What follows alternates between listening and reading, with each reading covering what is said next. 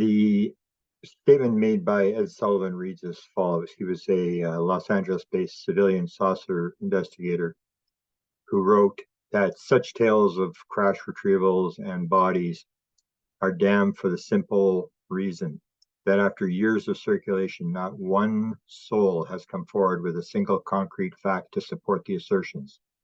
We ask you to beware of the man who tells you that his friend knows the man with the pickle jar. There is good reason why he affects such an air of mystery, why he has been sworn to secrecy, because he can't produce the friend or the pickle jar. So this has been going on since 1950, these constant stories about crash retrievals and bodies, and still we are in a situation where nothing really has been resolved except for telling of a number of stories. Now, the letter I wanted to read that I found in my files, and I probably will find other files down the road from Len Stringfield that I will read. It was written to me in 1988, and it's important because I have stated, I wrote a book called UFOs Area 51 and Government Informants, where I talked about the fact that this pleasant disclosure is nothing new. It's been done numerous times. It was done with Walt Disney, with my producer friend Bob Emenegger. It was done in 1988, which I'll talk about in a second.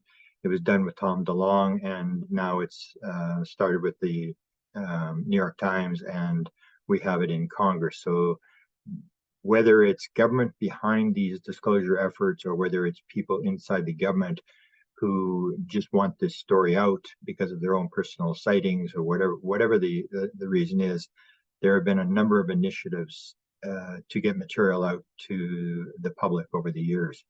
1988 was one of them, and Len Stringfield actually writes about this. This is 5 months before the event takes place. So Len writes me, Dear Grant, apologies for not answering more promptly. Yours concerning Ronald Reagan's remarks in space threats. So Ronald Reagan had made the famous statement about how the world would unite if we were facing a threat from an alien race.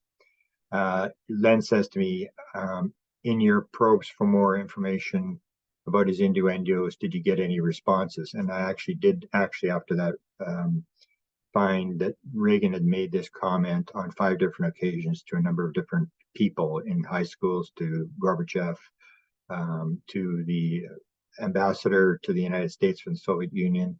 And so I did get the material, which backed up the fact that Reagan was very interested in this whole phenomenon. This ties into this letter I'm going to talk to you about.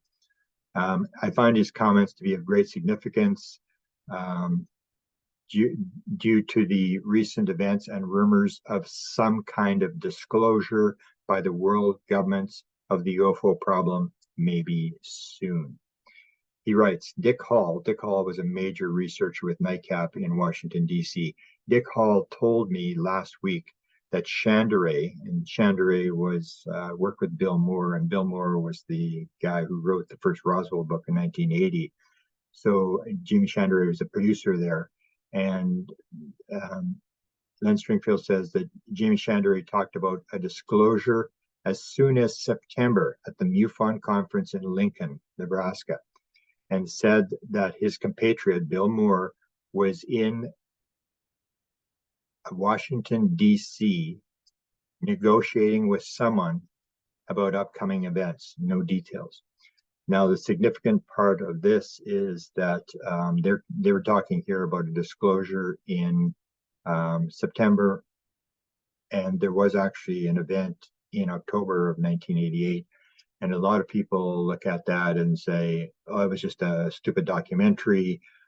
This is the documentary that was run by Gray Advertising out of New York. It was the producing company. Gray Advertising was always seen as a front CIA front company. And my friend Bob Emenegger was involved, and Bob Emenegger was a vice president of Gray Advertising in Los Angeles. Didn't know about this idea, but he did have a CIA agent on his set when he was doing his UFO documentary, UFOs Past, Present, and Future in 1975. So in 1988, there was this new documentary. It was called UFO Cover Up Live. And Bob was very unimpressed with the thing. He said it was terrible. It was people, they were reading off cue cards. And that would make sense if you were going to have a production that was going to be controlled by somebody behind the scenes. You would not just allow people to talk about whatever they wanted. You would want people to actually read off cue cards so you could control the script. I remember Bob Emmeniger told the story that he was telling the story about the Holloman Air Force Base film that his company had control of. This was a landing at Holloman Air Force Base of entities that came out of the craft. It was filmed from 4 different directions and is rumored to be part of a briefing that's given to some of the presidents of the United States. Now, Bob was in the production of this thing, and he was like to joke around. So at one point he was reading, and he got tired of reading off the cue cards, and so they were doing a test in the afternoon, a rehearsal, and Bob played the joke where he said, and the UFO landed, and the door opened up, and Sasquatch came out, and he said, some guy behind the camera started yelling, read the script, just don't make up stuff, just read the script. So he was very upset about this whole thing. Now, the key to it was there was a lot of stuff that was shown in this documentary that has turned out to actually be valid material. One of the ones was the idea of the crystal, the fact that they have a crystal, which I've talked about in a number of interviews, experiencers talking about encountering this crystal and how it fits into mystical literature of a crystal that you can look in at a certain angle and you can see the past and the past events of the world. And the 88 documentary introduced what was called the aviary. This was the introduction of the Richard Doty, who played the Falcon, and Robert Collins. And the idea behind the Falcon was that he was the guy who was behind this production. So when Stringfield talks here about Bill Moore going to Washington, D.C. to negotiate for some sort of disclosure thing, this is just a month or so before, a couple of months before that documentary ran. Now, the documentary was broadcast live in the United States. It was broadcast live in Washington, D.C. And to me, it was always an indication that they wanted this material out. So what they do is they wrap it around disinformation. They put it around so that nobody knows what's true and what's not true. And the key to the thing was that Stringfield here is talking in this letter about Ronald Reagan and his interest in UFOs. And the documentary occurs only days before the 1988 election, when Reagan leaves office and his vice president, George Bush, wins the election. So it's almost like Reagan was leaving a goodbye present to the American people in terms of disclosure. And this documentary, which appeared to involve the CIA, was run in middle of October of 1988. Now, to read a little bit more of what Len Stringfield wrote here in the letter about this disclosure event, he said, concurrent with Moore's activity, I have been getting a steady flow of information from various reliable sources that something big, and he puts in capital letters, big, is going on behind the scenes. One source commented several months ago that the shit's about to hit the fan. Another source, high-ranking officer, told me that certain initiatives are underway, which ties in with the information from the British in the intelligence community. Also of interest is recent information concerning interference with our satellites, causing many to explode. The Russians, I'm told, also have similar interferences very recently. Also strengthening my position are a number of more inside sources emerging to confirm parts of the crash retrieval research. Nothing in writing, of course, but good testimonial. And then he says, stay well and happy hunting. Sincerely, Len Stringfield. One of the more interesting things you can read, Len Stringfield wrote this book on retrievals. which you can now find on Amazon.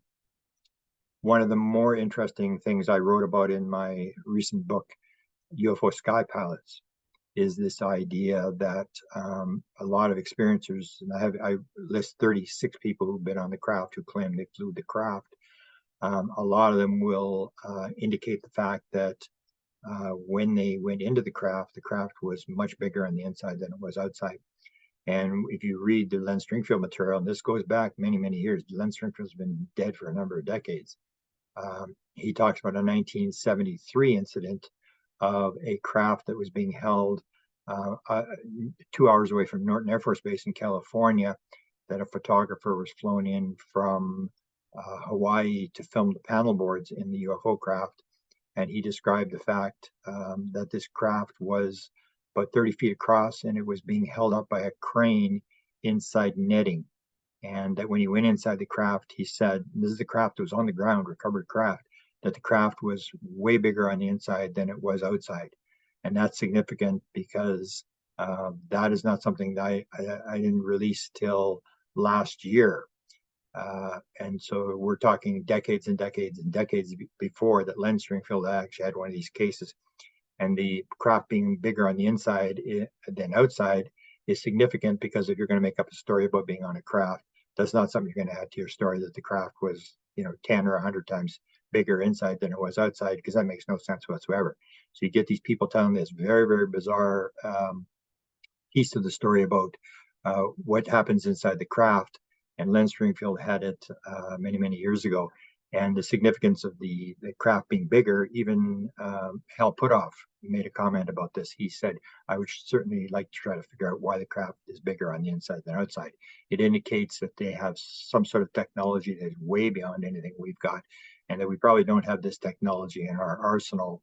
And it goes along with other weird things that experiencers talk about inside the craft. In fact, they would describe the fact that the craft is artificial intelligence. It's alive, it's conscious, that when you put your hand on a panel, that the craft interacts with you. You can actually, some people actually gave a name to the craft that they were talking to, and whatever you thought, that's what the craft did. Now, and again, if you're going to make up a story about being on a craft, you're not going to get dozens of witnesses all telling the same bizarre story about interacting with the craft and being able to move from one point in the universe to the other point instantaneously, just by simply making a consciousness interface with the craft.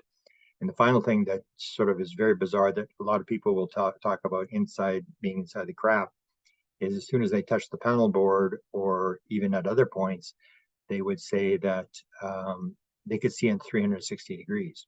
And that makes no sense. If you're going to make up a story, that's not something you're going to want to tell. But if you are familiar with out-of-body experience literature, you'll see that people in out-of-body experiences also claim that you can see in 360 degrees, which makes no sense whatsoever. So thank you, Len Stringfield, for all the material and all the research that you did over the years. Again, you can go back to Crash Retrievals by Len Stringfield. You can read this material that was gathered back in the 50s, 60s, and 70s, and is what everybody's now trying to gather together in Congress to validate the fact that we have had crash material for many, many years. Doesn't necessarily mean it's extraterrestrial. It just means we've got some sort of engagement with some sort of intelligence, as they said in the core story with Hal Puthoff, Jacques Vallée, and Kit Green in the mid-1980s came up with what was called the core story. We are being interacted by something. We have crash material, and we aren't doing very well back engineering the crash material. That's basically what it comes down to. Yes, there is crash material. Does not mean it's extraterrestrial necessarily. It just means that, yes, this is for real. And as Jim Semivan stated when he was asked who's running the show, he said they are. So thanks for listening, and hopefully we'll catch you again soon.